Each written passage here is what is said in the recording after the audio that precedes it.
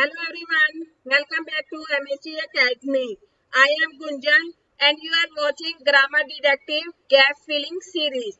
If you enjoyed episode 1, then get ready for episode 2, where you will solve 5 brand new exam oriented gap filling questions.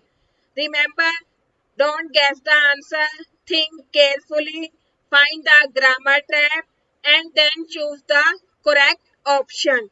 You will get 5 seconds for each question. So, pause this video if needed and try to answer before I reveal the solution. Let's begin. Question number 1. Read the sentence carefully, think about the grammar rule and choose the correct answer. You have 5 seconds.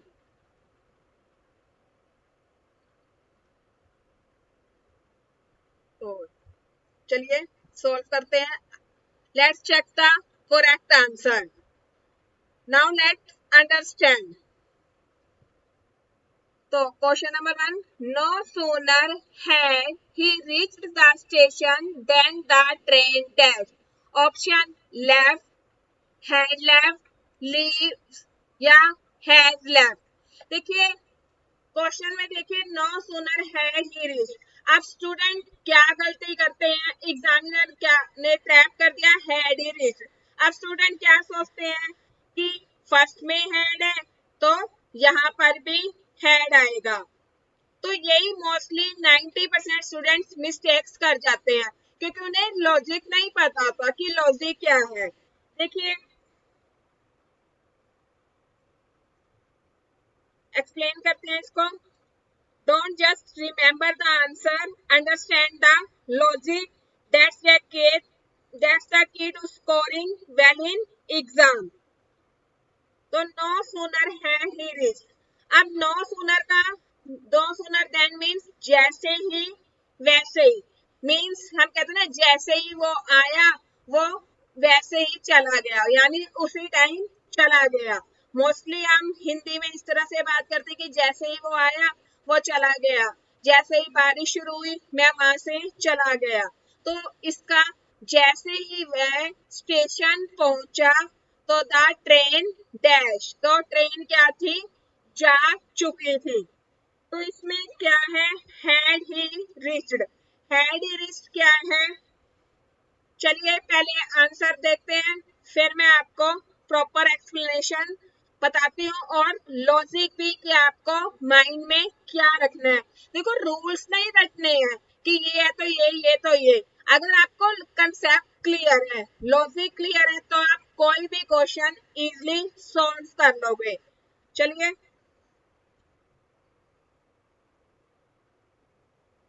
Solve करते हैं.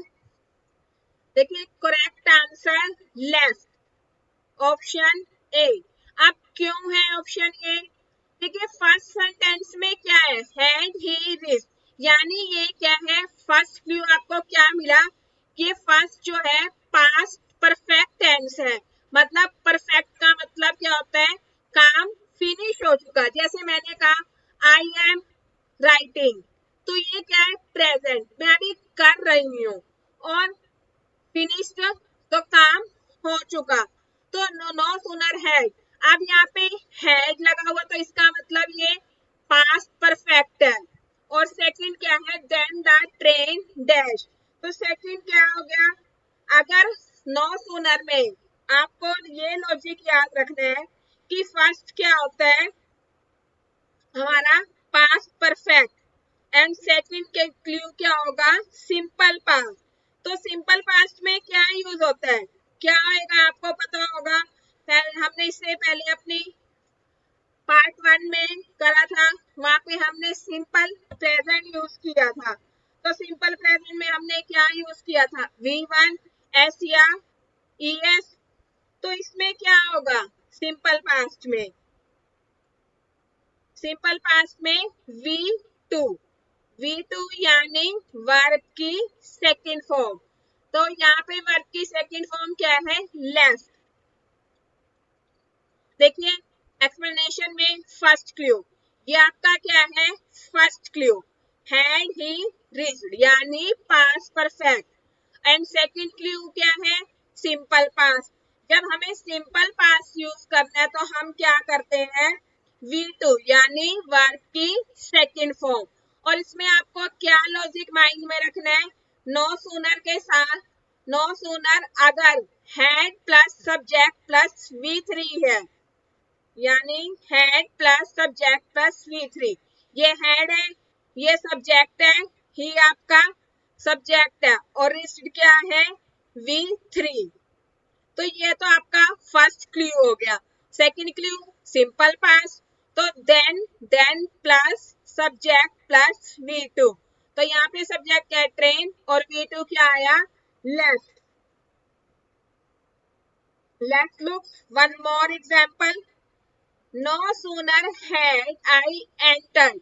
अब देखिए no sooner had I entered, तो यहाँ पर I क्या हो गया आपका, सब्जेक्ट, हैड और entered, had plus subject, subject क्या है, आई, एंटर्ड यानी V3, then the bell ring, तो क्या लग गया यहाँ पे, देन द बेल डैश यानी V2, wrong.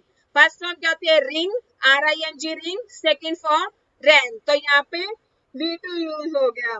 Now here the exam trap, examiner क्या ट्रैप करते हैं, ये मोस्टली स्टूडेंट्स यही हैड देखकर सोचते हैं कि यहाँ पर भी हैड आएगा और वो क्या करते हैं, हैड लेफ्ट लिख लेते हैं, जो क्या है, रॉन्ग है। और 90% स्टूडेंट्स यही मिस्टेक्स करते हैं, क्यों, क्योंकि वो बस ग्रामर के रूल्स रट लेते हैं। आपको रूल्स नहीं रटने हैं, आपको लॉजिक माइंड में रखना है। तो लॉजिक क्या है, no sooner had plus subject plus V3 यानी पास्ट परफेक्ट, तो सेकंड में क्या होगा, सिंपल पास्ट यानी वर्ब की सेकंड फॉर्म। नेक्स्ट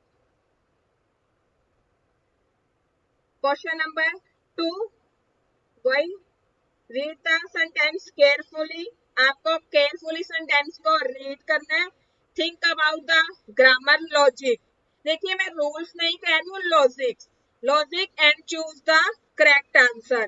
तो क्या है, hardly had she reached home when it dash raining, तो आई होप आपको आइडिया होगा, हार्डली हैड, हार्डली हैड का भी सेम मीनिंग वही है, जैसा ही कुछ के टाइप में ही है हिंदी मीनिंग, तो हार्डली हैड शी रीच्ड, अब इसमें भी क्या है, hardly had she reached means क्या है, ये भी नो सूनर की तरह ही है, इसमें भी फर्स्ट आपको क्लू क्या मिला, पास्ट परफेक्ट, ये आपका शी क्या है, सब्जेक्ट, और रीच्ड क्या होगी, V3 यानी वर्ब की थर्ड फॉर्म, यानी काम पास्ट में फिनिश हो चुका है, कि जैसे ही वह घर पहुंचा, यहाँ तक hardly had she reached home, जैसे ही वह घर पहुंची उसी टाइम पे क्या हो गया, उसी टाइम पे क्या हो गया था, व्हेन इट डैश रेनिंग। तो अभी मैंने बताया था क्वेश्चन 1 में भी कि अगर फर्स्ट आपका क्या है, पास्ट परफेक्ट है, तो सेकंड क्या होगा, सिंपल पास्ट यानी V2। तो अभी आपको आंसर पता चल गया होगा, प्लीज कमेंट आंसर, सेम वही रूल वही logic. Correct answer A, started, started होती है ना V2, तो when it started raining. Next वही फर्स्ट क्लू पास्ट परफेक्ट है आपका, सेकंड क्लू क्या होगा फिर, सिंपल पास्ट, यही लॉजिक आपको माइंड में रखना है, नो सूनर वाले कंसेप्ट में भी सेम है और हार्डली व्हेन वाला कंसेप्ट भी सेम है, वही hardly plus had plus subject plus V3, ये सब्जेक्ट है, ये V3 है, व्हेन और सब्जेक्ट क्या है यहाँ पे हमारा, इट, एंड V2 यानी started. One more example, hardly had I set down, sit set यही होता है, hardly had I sit down when the phone ring, यहाँ पे वही V2 होगी, V2 or now here the exam trap, same voice, don't use had, started, after, when. जब भी आप when देखो तो don't use had, ये wrong होगा. चलिए next question number 3. Read the question carefully, think about the answers. And don't just remember the answer, understand the logic. That's the key to scoring well in the exam. चलिए question 3. Last week neither the teacher nor the students dash ready. अभी ये question कुछ मिलता जुलता है, हमने अपने part 1 में भी किया था ये क्वेश्चन, बट उसमें लास्ट वीक नहीं था. एक बार हम लास्ट वीक को नहीं देखते. अगर मेरी क्वेश्चन होता है neither the teacher nor the students dash ready, तो आपको याद होगा मैंने नाइदर नॉर वाले कंसेप्ट में क्या बताया था कि वर्ब हमेशा नॉर के सब्जेक्ट हमेशा नॉर का बाद वाला सब्जेक्ट देखा जाता है. तो नॉर के बाद क्या सब्जेक्ट है? स्टूडेंट्स. और ये क्या है? प्लूरल, सिंगुलर नहीं है, बहुत सारे स्टूडेंट हैं, प्लूरल है. तो यहाँ पर क्या हो जाता? आर. तब मैं यहाँ पे क्या लगाती? आर, क्योंकि नॉर के बाद वाली सब्जेक्ट देखना है. अगर यहाँ पे होता है neither the students nor the teacher, तब क्या होता? प्लीज कमेंट करके बताइए. अगर neither the teacher neither the students nor the teacher होता, अब टीचर क्या था? सिंगुलर, टीचर सिंगुलर था, तो यहाँ पर क्या होता है? Is ready. अभी ऐसा कुछ नहीं है, इरेज कर देते हैं ताकि कंफ्यूजन ना हो. अब यहाँ पे क्या है? Last week. तो लास्ट वीक आ गया यानी पास्ट में चला गया. तो अब पास्ट में है तो देखो इस और आर तो नहीं आएगा. पास्ट के लिए सभी को पता है वॉज वर यूज होता है. तो last week neither the teacher nor the student, pattern वही फॉलो होगा, लॉजिक वही लगेगा ना. बस उसमें क्या है? लास्ट वीक आ गया तो वॉज वर है, लेकिन सेम वही नॉर के बाद वाला सब्जेक्ट देखेंगे तो वो क्या है? स्टूडेंट्स. और स्टूडेंट्स क्या है? बहुत सारे प्लूरल, तो क्या होगा? Option B, one. Explanation with neither और नॉर. नाइदर और नॉर के साथ the verb is always used according to the nearest subject. तो नियरेस्ट सब्जेक्ट स्टूडेंट्स था. और यहाँ पर एक चीज क्या है मोस्ट इंपॉर्टेंट? Last week. ये पास्ट की बात हो रही है, इसलिए यहाँ पर हमने क्या यूज किया? वॉज और वर में से देखेंगे. और नॉर के, तो इसमें आपको एक लॉजिक माइंड में रखना है. देखिए जब आपको येस्टरडे, लास्ट वीक, एगो, व्हेन या कोई भी पास्ट सेंचुरी आ जाती है, जैसे 1989, 1920, इस तरह की कोई सेंचुरी आ जाए तो वो ये सारी क्या है? येस्टरडे, लास्ट वीक, एगो, व्हेन, इन 2020, पास्ट, यानी पास्ट की बात हो रही है. तो वहां पर हम क्या करेंगे? वॉज, वर. वहां पे हम सिर्फ वॉज और वर को ही यूज करेंगे, वहां पे इजार नहीं लगेगा. अगर आपको टुडे, नाउ, एवरीडे या कोई भी क्लू नहीं है तो वहां पर प्रेजेंट की बात हो रही है, तो वहां पर इज और आर में से लगेगा. लेकिन माइंड में क्या आपको ये भी ध्यान में रखना है कि इज और आर कहाँ लगेगा? नॉर के बाद वाला सब्जेक्ट हमें देखना है कि वो प्लूरल है तो आर, सिंगुलर है तो इज, और अगर लास्ट वीक लगा हुआ है तो वॉज वर में से कुछ आएगा क्योंकि पास्ट की बात हो रही है. One more example. Yesterday neither Ram nor his friends were present. Same वही, नॉर के बाद का सब्जेक्ट क्या है? फ्रेंड्स है, प्लूरल है, तो वर आ गया. अब अगर यहाँ पे होता है नाइदर राम और श्याम वर प्रेजेंट। तो शाम सिंगुलर, एक की बात हो रही है तो, और यहाँ पे प्रेजेंट से ये मीन्स नहीं है कि ये प्रेजेंट टाइम बता रहा है, ये प्रेजेंट मतलब वो प्रेजेंट उसकी, जैसे हम हिंदी बोलते हैं उपस्थित, वो उस टाइम पे वहां प्रेजेंट था। ठीक है, तो कहीं आप सोचोगे प्रेजेंट एक के यहाँ पर आर आना चाहिए, नहीं, ये वो प्रेजेंट टाइम वाले प्रेजेंट की बात नहीं हो रही है। यहाँ पर क्या बात हो रही है, उपस्थित, वो उस टाइम पर वहां पर मौजूद नहीं था, या नाइदर राम और हिज फ्रेंड्स वर प्रेजेंट, वो उस टाइम पर वहां पर नहीं थे।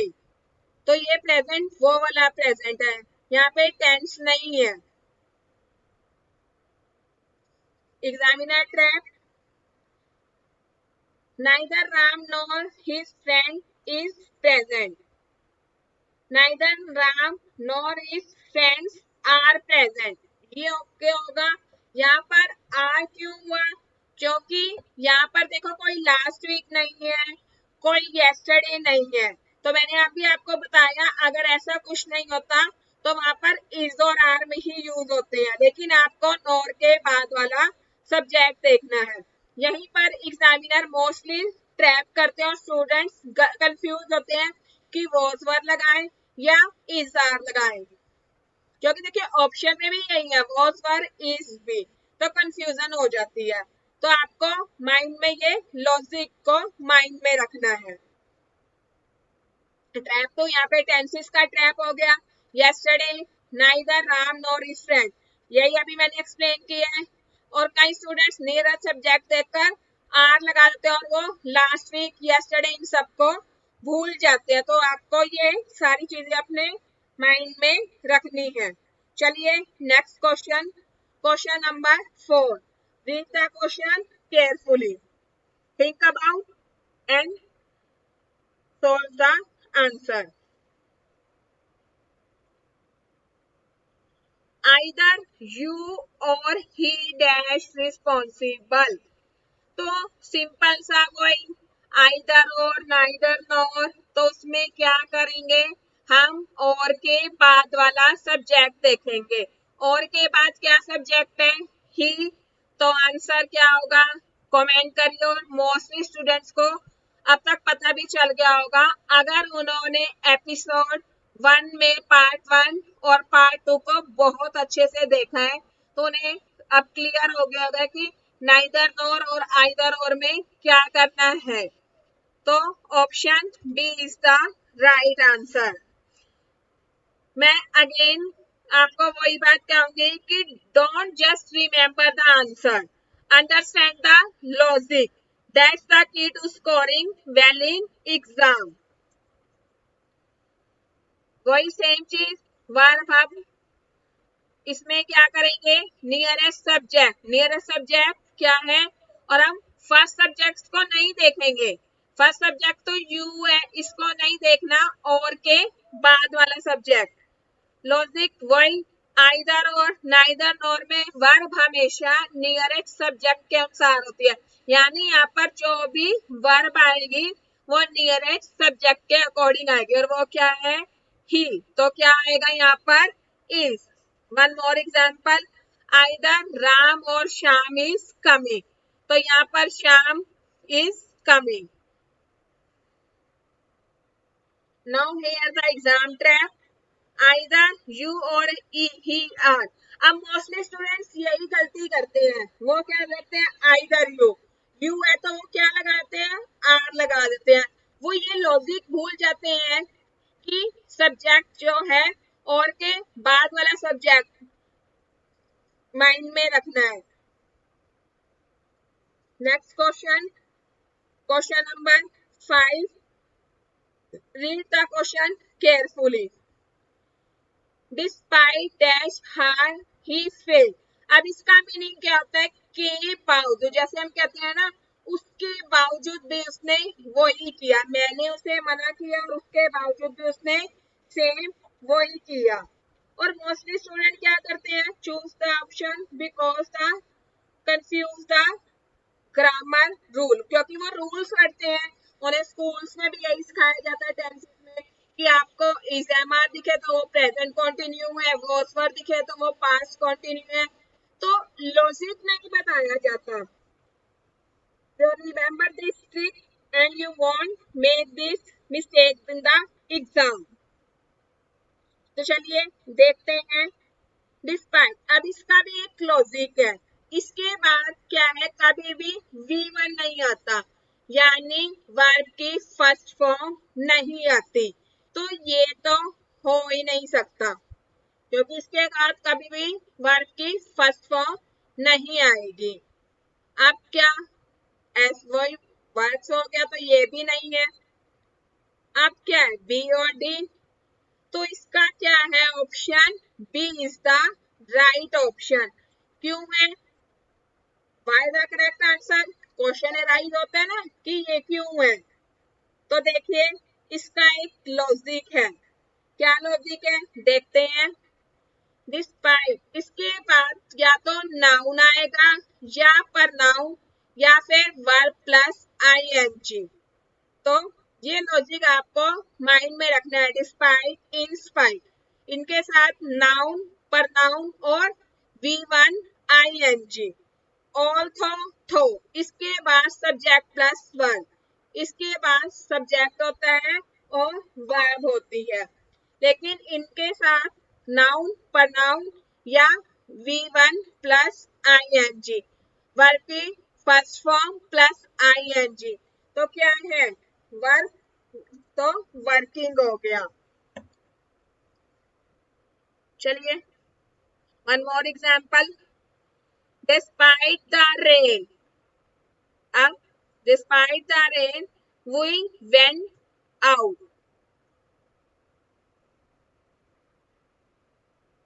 Despite his illness he came to school. मैंने बोला था ना कि नाउन या प्रनाउन आता है, तो या फिर वर्ब प्लस आईएनजी। तो यहाँ पर वर्ब प्लस आईएनजी नहीं है। Despite the rain and despite his illness. Exam track, exam में स्टूडेंट्स क्या गलती करते हैं, सब्जेक्ट प्लस वर्ब लगा देते हैं, जो क्या रॉन्ग है। जैसे डिस्पाइट द स्टडीड हार्ड, तो ये क्या हो गया, रॉन्ग हो गया। वर्ब नहीं लगानी, मैंने अभी आपको बताया नाउन, प्रनाउन या वर्ब प्लस आईएनजी। तो डिस्पाइट स्टडीइंग हार्ड, ऑल्थो है, थो है, उसके साथ सब्जेक्ट प्लस वर्ब आता है। जैसे she studied hard, she failed. That's all for today's episode. Stay curious, stay confident, and keep solving grammar mystery with MSG Academy. I will see you in the next episode. So, bye bye.